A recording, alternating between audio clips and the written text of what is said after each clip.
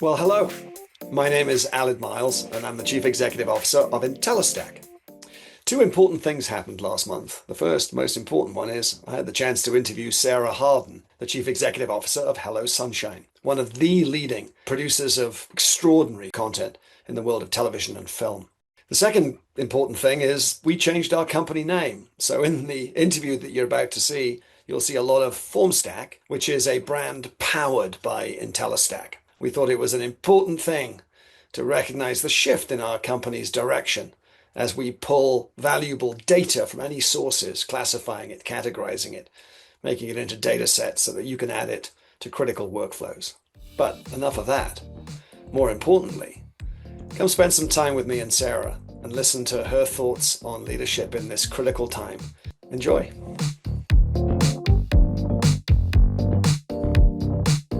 Sarah, welcome. Good to see you. Good morning. We're absolutely delighted to have you, Sarah. Thank you so much for doing this. We do a spotlight on some of the great female leaders that I am so fortunate to have in my network. And we sort of started as part of Women's History Month. However, we should do this all year. Why celebrate Women's History Month for just 31 days? Love it. Sarah, as you can see from the screen here, is the CEO not just of Hello Sunshine, but also Candle Studios. Hello Sunshine was founded not just by Sarah, but by Reese Witherspoon. And Sarah was named CEO and has presided over some of TV industry finest series. Two of my favorites, The Morning Show and Little Fires Everywhere, I thought was brilliant, Sarah. And I've had the great pleasure of getting to know Sarah through her time at Hello Sunshine. We thought we'd pop up a few rather lovely images of you, Sarah, just to get everybody kind of in the mood of what you do and who you do it with. And then not just Hello Sunshine, but Sarah's involved with Murdoch Children's Research Institute, which is principally in the kind of circles that I met Sarah. She's on the board of the US Motion. We slipped in a picture of you and me. Excellent. That's us in New York, but a few weeks ago. And FormStack is very proud to offer up sponsorship from time to time. And indeed, MCRI is a client of ours as well, which is fantastic. If that's not enough, you're on the board of Angel City Football Club, which is sensational. I've had the pleasure of attending games. It's an extraordinary breadth of things that you do. And I have to say, mother of three, right, Sarah? Yeah, correct. It's been quite, what is it? 5 years, actors strike, writers strike, COVID. Finally, the world woke up to just the inappropriate behavior of men in the industry. Let's say it exactly as it is. You've been leading through all of that time. How do you cope? Reese and I started the company before the sort of Me Too and Time's Up, because we just saw this business opportunity where I'd been sort of building companies at the intersection of consumer and this bridging of sort of Hollywood DNA and Silicon Valley DNA, building brands. And what seemed crazy to me is I knew the power of the female consumer, and as did Reese. And she was one of the first actresses onto Instagram talking directly to her audience. All the stats about we over-index on social, at least 50% of box office, all of those stats. And it just didn't make sense that when we looked at the construction of the media industry around us, like, you just have had women sort of structurally silenced in that for like decades, forever. We're a mission-driven company to change the narrative for women because it's good business. And that's still true. We center women, but our projects are for everyone. They can pull broad audiences. Rom-coms, for example, have more of a female skew, and it just makes more economic sense, honestly, for those things in the middle of the barbell, like $20 to $50 million production. We're a media company. We've got a big production studio at the core, but we built the company right from the start, and this was our vision. Not enough to make content. We have to take responsibility for audiences showing up and for women showing up. So we built in parallel two parts of the company, content and then direct to consumer. So now we have 3 content studios, scripted, YA scripted, and then unscripted. On direct to consumer, we speak to more than 100 million women a week across our socials. We have a full stack social agency. We work with big brands. We have our own direct to consumer brands. It seemed to be a very natural, self-sufficient and self-generating in a virtuous circle business strategy, which has worked so well for you. I want to come back to that in a second, but just simply, How'd you get the job? I mean, we started the company together. I mean, Reese came in to see, I was running the Churner Group, running a part called Otter Media. We were building brands, Crunchyroll, full screen, big YouTube company. Reese came in to see us, very successful career as a producer. She had a production shingle with another great Australian woman at the time, Bruna Papandreou. She wanted to do more. And I think what we started to talk about is all these storytellers that would come to her, and she didn't have a mission control to bring them to life. And sometimes that story could be a social series, a podcast, an unscripted series. We said we've got to put a different type of company together, and one that is built as a brand, that everything ladders up to a brand promise. What needs to be true if we are going to build a company that we can change the narrative for women? How do we get more things made, and then in doing it, build actually a sustainable company? So the first thing we launched was Reese's Book Club social handles. We'd looked at acquiring things because it's the sort of VC model of building media companies is very hard to navigate. I wasn't going to be the CEO. I said I'm the world's most involved board member. I'll hire the first 20 people at the company. But I was running a pretty big business at Otter, and it just worked out as sort of was meant to be. Let me take you back, if I may. You're Australian, born in Melbourne? Geelong, the San Diego to LA in Australia. Small town, Alcoa town. You got to Bain. BCG, actually, Boston Consulting Group.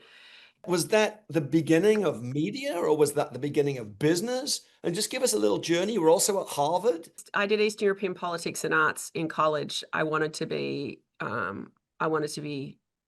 foreign correspondent. I wanted to be a writer, but I came from two business owning parents. My mum had been an intensive care nurse, got divorced, and then built a commercial real estate business. My dad had worked for himself and had his own companies for my whole childhood. And I had this I didn't realize at the time, but the dinner table conversations were all that. And I had a curiosity about business. And so I was graduating with honors again in politics, and I wasn't sure what I'd do. And I had a summer internship at Procter and Gamble where I had to have a car and a sales territory and go sell shampoo and stuff. And it was terrifying, but it was actually really good. And then I thought, I'm curious about business. I didn't know what to do. Applied for Boston. It was Boston Consulting Group. And I was like an experimental hire that only ever hired engineering, law, like hard graduates. And it was an incredibly formative role. Terrified. I was thought I was going to get fired. And my first client was the chief actuary of the biggest insurance company in Australia. I mean, it was just terrifying, but I was really curious. And I spent 4 years there. I learned so much. And then there was an opportunity to apply to business school, and I got accepted to HBS. And in the middle there, my mum died. She was 46. I was 22. Oh, Honestly, that's the worst thing that I think could have happened to me at that time. I'd sort of put off going for a year. And so I left feeling quite fearless, honestly. I got an Australian government scholarship, and I left and came to the US in 97. Right at coming out of business school, I was interested in the intersection of entertainment and technology and the business going more direct to consumer. And so, yeah, I started a company out of business school with two guys from MIT and a guy from my class that I was I just was like, I want to be an entrepreneur and build things like I'd seen both my parents do in a very different, smaller context in Australia. I really come at it from the business standpoint. I run the business, and that's been the through line. And I've been at some intersection of that entertainment and direct to consumer and technology. you said that you left and you were fearless. A lot of my female colleagues, we talk a lot about imposter syndrome. Yeah. Do you ever feel that? And how did you become fearless? I want to say I don't live in a state of fearlessness. And I really struggle with talking about imposter syndrome because on the one hand, I know from all the research it exists. I don't like naming things like imposter syndrome because we give names to things when it has to do with women, but I also acknowledge it exists. And just sort of one of the things I try to do is normalize it. And women have and all the research, we have a wider range of feelings around how we approach the workplace. And all the research says that we will want to be overqualified before we go for something. And men approach that differently. And that's societal conditioning. It is the real lived experience of women in the workplace where it has been not safe and it doesn't get you ahead to act in certain ways. And one of the things I do all the time is just normalize that. I mean, fear has driven my whole career. at some level. And that wanting to be, and I think going off and going to Australia was like, I've got nothing to lose. The worst thing I thought could have, getting on a plane by myself with 2 suitcases, not knowing anyone, driven by the sort of passion and desire. And so there's a level of fear in that of when we started the company, I didn't want to be the person to mess up Reese Witherspoon's company. Like it's a positive driver. And I spent a lot of time the last 20 years. It's a real productive fear right now. And it's less fear. And it's a much more sort of grounded sort of passion and energy. Got onto my front foot and off my back foot around it. It's noticing my own energy with curiosity and not judgment. I think one of the things women, we feel this energy and then we go into judgment, like, you must not be ready, you must not, and versus the feeling of like, oh, here's that little thing, noticing, am I prepared enough?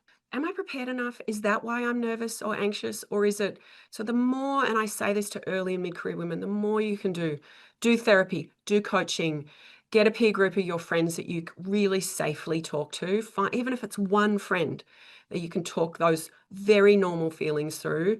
And it might be what we think of as imposter syndrome. And it might be, if you're a growth mindset person and you're putting yourself into constant growth challenges, you will absolutely feel that I'm out over my skis. It's just our reaction to it and how we're socialized to think about it and deal with it. And if you're not frightening the shit out of yourself a few times a year because you're walking into a room and doing something you've never done before, you're not on a growth mindset path. And so I normalize those feelings of lack of confidence or anxiety or do I have it? I normalize those. And if you're an ambitious person and you're looking to grow, they're very, very normal if you're not feeling them. And let's not give it a label. Even though I just acknowledge that all exists and it's helpful to talk about it, I just look at it and say, and encourage women in that to not judge themselves going, oh my God, here am I. Just really get connected with your own intuition and your own sense of like, what are these feelings telling me about this situation that I'm in now? There's been really hard situations that I've had to deal with and I've gone, am I crazy? Here's an example. Go on. Second or third year out of business school, and I got hired into a role 6 weeks later to work for the CEO, and 6 weeks later the CEO was let go, and a new person was brought in. Lots of challenge in this role. I got in there, I built a whole like strategy and M&A department, and someone was hired in as my peer, much more junior to me, and in terms of experience and years out of pre-business school and out of business school. And I found out they were reporting to me that they, were making $40,000 more than me. I was probably making, I don't know, $90,000 or $100,000, and now I'm making 130, 140. And my first reaction was like, what is the matter with me? Right? It's not. It's like, it is. And so, I mean, that's an example where I really went down a spiral. I'm like, I am not. And I came back out, and then I had got a plan together, and I ultimately went with a plan and was made clear as like, oh, you're clearly resetting the salaries at the company. If this person reports to me and I've got this more experience, and I went in and I got a $60,000 pay rise. But that was, my emotional reaction to it that I had to work through for a couple of months was, it said everything about me. And so much I realized, like, no one cares. No one is thinking about you day to day in a workplace in the same way. And I think about this all the time. You sit there, and I've gone through my career thinking, what are my bosses thinking of me? What am I this? What am I doing? Am I doing this? Am I doing the right? And the reality is they're so busy working on their own stuff. They're just not thinking. And so when things happen, 99% of the time, it's actually not about you. It's about them and their own stuff that they're dealing with, their own issues, their own need for therapy. Seriously, some of them, many of them.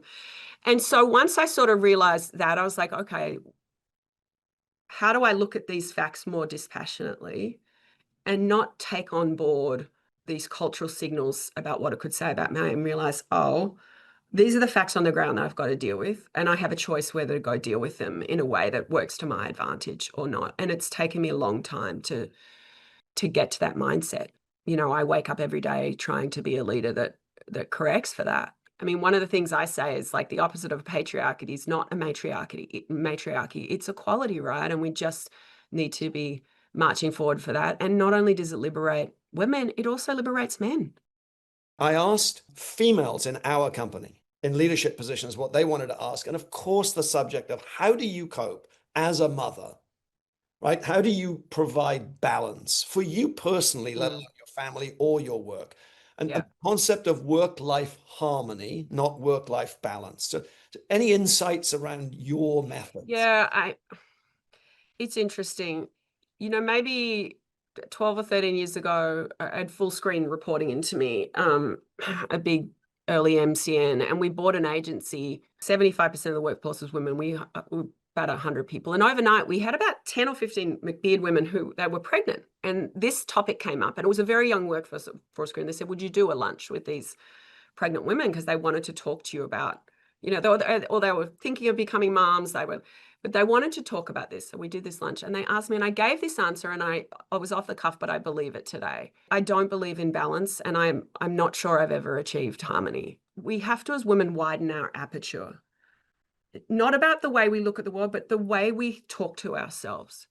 And I've really struggled with this over the years. And I think about all the things, the roles that are important to me.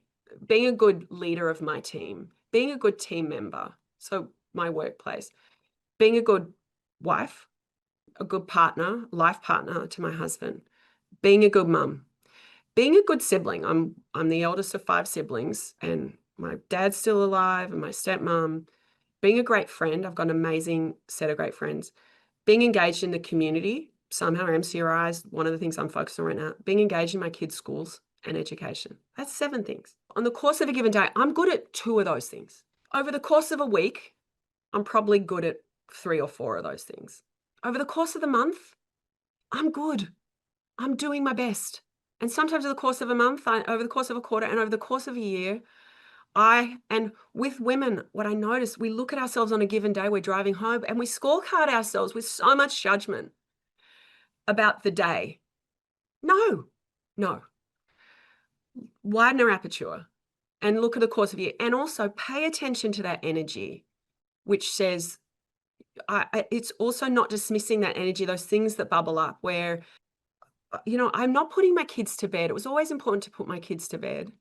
I've gotten clear on what's important to me. I've also gotten clear on who are the other people in my village that have made that all possible. You've taken us to some pretty wonderful and vulnerable places. What are you working on at the moment?